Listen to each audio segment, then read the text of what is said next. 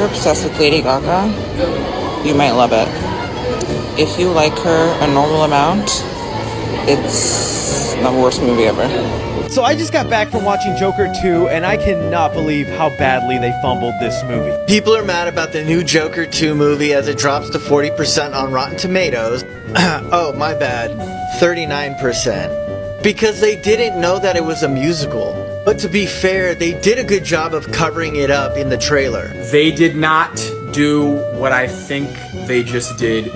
My worst fears imaginable were answered with that ending.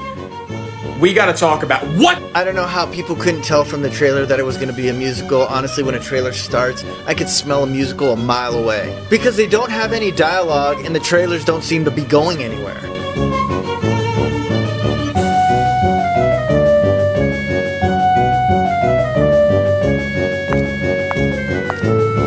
This is me before seeing Joker Folie. I'm gonna give the movie 3 stars. I like the first movie. People are saying this movie sucks, so we're just gonna hope it's not that bad. DC, you're fucking with me, right? That can't possibly be the ending to the movie.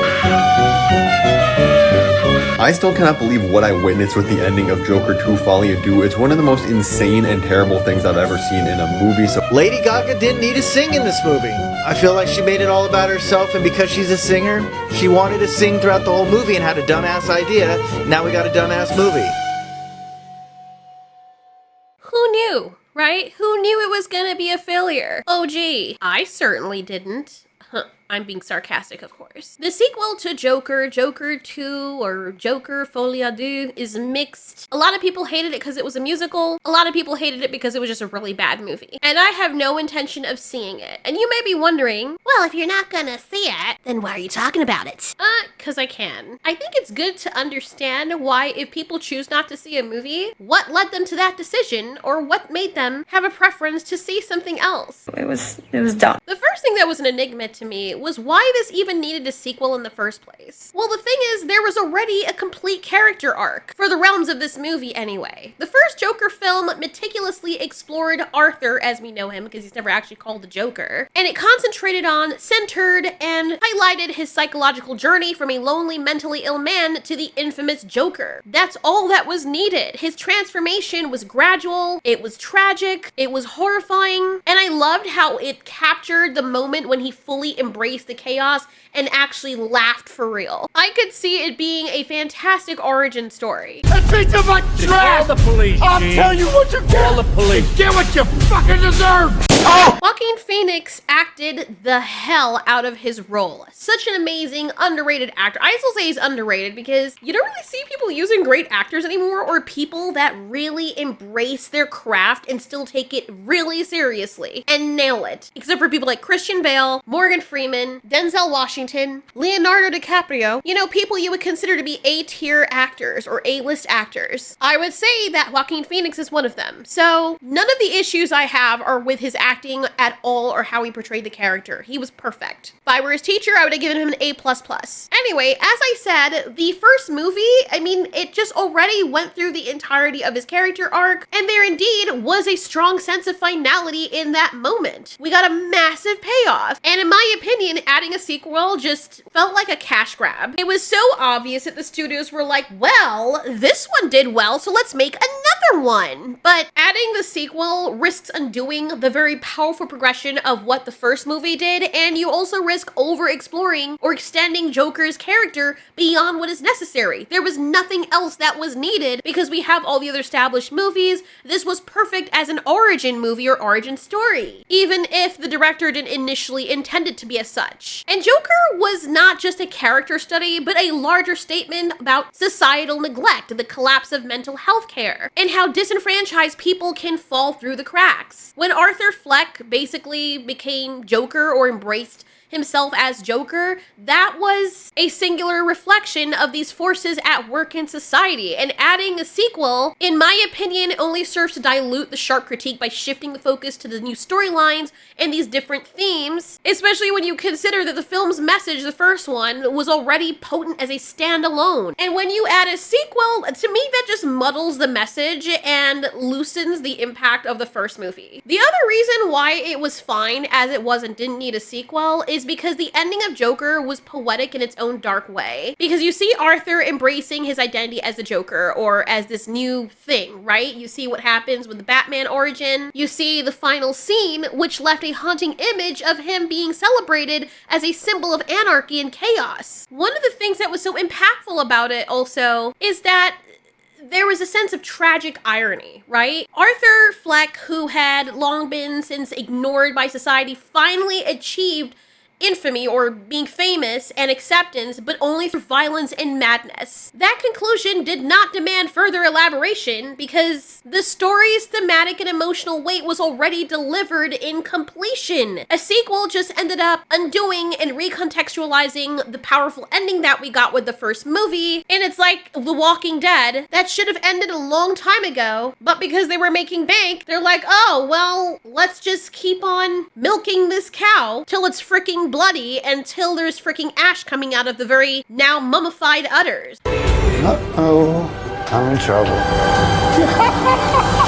The other issue is the musical format. The moment I heard that this film was going to be a musical, my exact reaction was, what the fuck?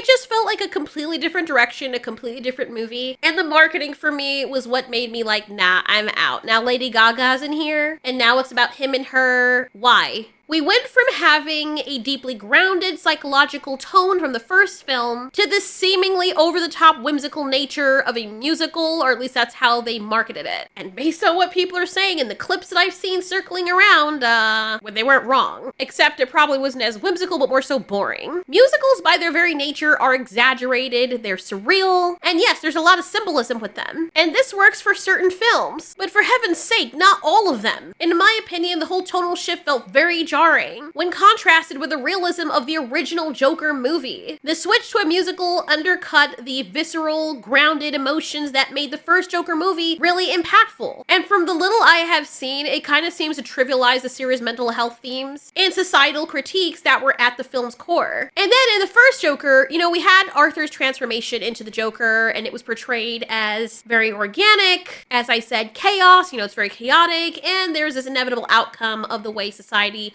broke him down. It was a character study and a really amazing message to real society. The sequel introduced this love interest in Harley Quinn, or seemed to, and the Folie Deux concept, shared madness, as it were, focus more on their relationship and shared delusions rather than continuing the internal journey of Arthur Fleck alone. Like, if you're gonna make a movie about him, why doesn't it stay focused on him? Why are we marketing Lady Gaga? Is this nepotism? Did someone lose a bet? Joker was a movie about society's failure, with Arthur as a symbol of the forgotten and the oppressed people. By turning the sequel into something that plays with fantasy and musical elements, to me, it felt like they just shifted it from being a dark reflection of real-world issues to something more whimsical and abstract, and you just lose the audience from the first movie. The serious message about mental health and the consequences of a broken system, understandably, gets easily lost in the spectacle of musical numbers and a more stylized narrative. And all this movie served to do was completely undermine the sense of urgency and relevance that defined the first movie. Joker, spoiler-free review. Here we go. 3,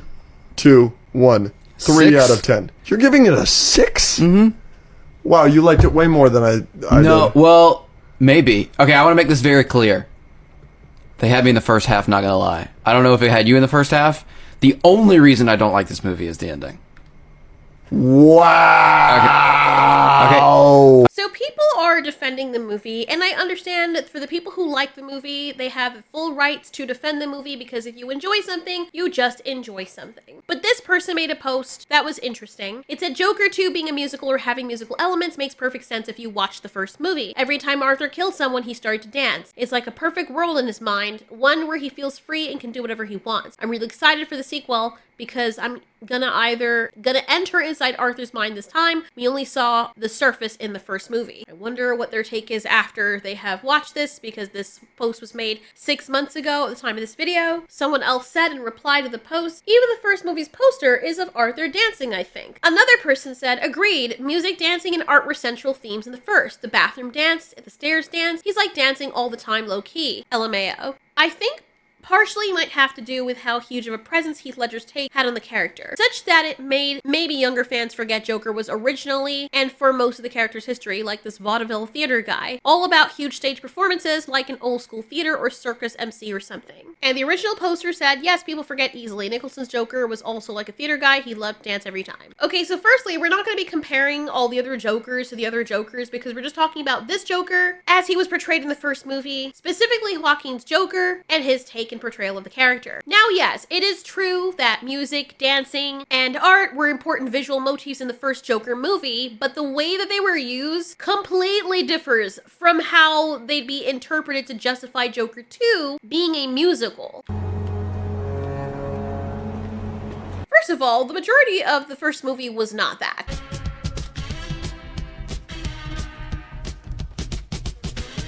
By the way, this is one of my favorite accidentally artistic scenes when the pigeons circle around him as he twirls. That's freaking cool. I mean, that looked like it was an accident, but it was done so well. But anyway, let's break down why this is inconsistent when comparing the two films side by side. And in my opinion, why it doesn't hold up as a defense for Joker 2.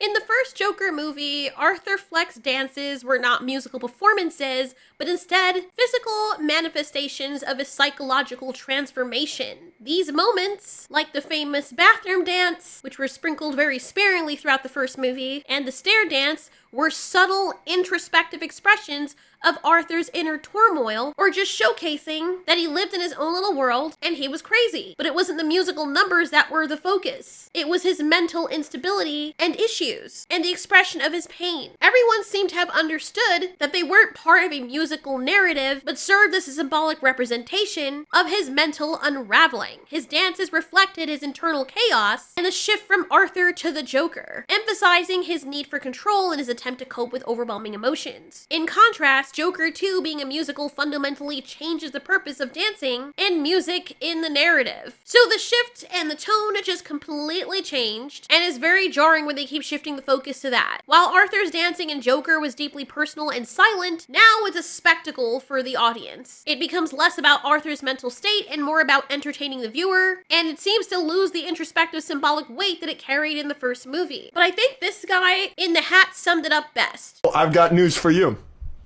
The opening really had me. Yeah. The opening with the old Joker music, and then he's going through with the rain and the umbrellas. It had sauce, dude. It had sauce. Here's where the movie lost me, and it lost me very quickly, and it never recovered, okay? Mm-hmm. This movie's a musical, and it has no concept of what a good musical is. Why? Good musicals use music to either entertain or advance the plot or both. And this movie is filled with songs. I don't know how many songs there are in this movie. Let's say there's 20. 2 I thought were interesting or exciting or I felt any sort of way. 2 out of the 20 that I felt like there were in the movie. That's one of the things... Yeah, it's not perfect. The first Joker film used music and dancing to reflect Arthur's isolation. Noticed in these scenes, in these moments of intense solitude or where he was feeling upset and alone, he danced alone, which was clearly a way of him finding personal relief from his pain. The bathroom dance, for example, came after his first act of violence, symbolizing his growing comfort with the Joker persona, and probably as a way to self-soothe. The iconic stair dance represented his final embrace of chaos after fully giving into his madness, and you could tell from how energetically he was dancing versus how poignant and sad and controlled and depressing his moments in isolation and private were when he did these dances. These moments were intimate and they reflected how he felt alienated from the rest of the world. I don't know why this needs to be said, but they do not make this movie a musical, nor do they in any way indicate that Joker is supposed to be a musical. So by making Joker 2 a musical, the dynamic changes from Arthur's individual expression to a shared delusion involving other characters, notably Harley Quinn. which, let's be honest, they were just banking off of her character because she was popular at the time. A musical requires coordinated performances and often involves multiple characters participating in these elaborate choreographed sequences, which kind of contradicts the personal, isolating nature of Arthur's dancing that we saw in the first movie. And I don't know, turning these moments into this shared musical number, to me, just dilutes the psychological depth by placing them in this more theatrical, exaggerated context. The first movie's dancing was different because Arthur's dancing was integrated into the grounded, realistic narrative. The film was really dark and it was stylized, but it was rooted in a version of reality where the audience could empathize with Arthur's struggle, seeing how society's failures pushed him to his breaking point. Don't look. Just go.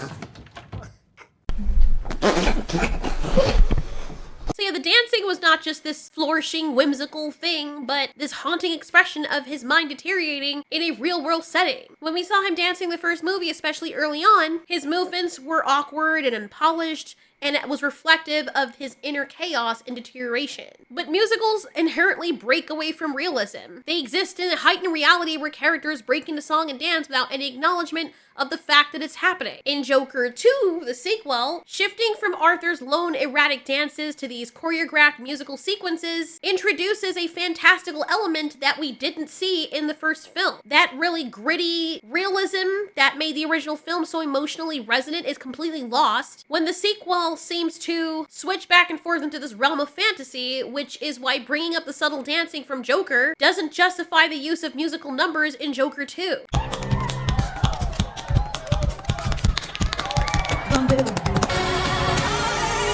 Arthur's solo dances in the first Joker movie were so powerful because they were raw and very uncomfortable, to be honest. Because we're seeing a man that's completely mentally unraveling. That's the impact that movie left on me. It felt intimate and real. Not like something meant to entertain, but just to give us a glimpse into his broken mind. The dancing was a different purpose. You didn't see him breaking out into song either. Anyway, that's just my opinion. That's the reason why I already knew this movie was gonna flop before it came out. I actually would have been very shocked if it did well. Also considering the whole reason for them doing it in the first place, which is specifically to capitalize off the success of the first one, when this one doesn't even seem to hold a candle to it or be in the same parallel. If they wanted to make a Broadway fanfic for someone who was a musical fan, I could see them doing this, but not to put up on the big screen and call it a sequel to the Joker. And that's just the musical aspect. I already covered the other reasons why this was just a really bad idea.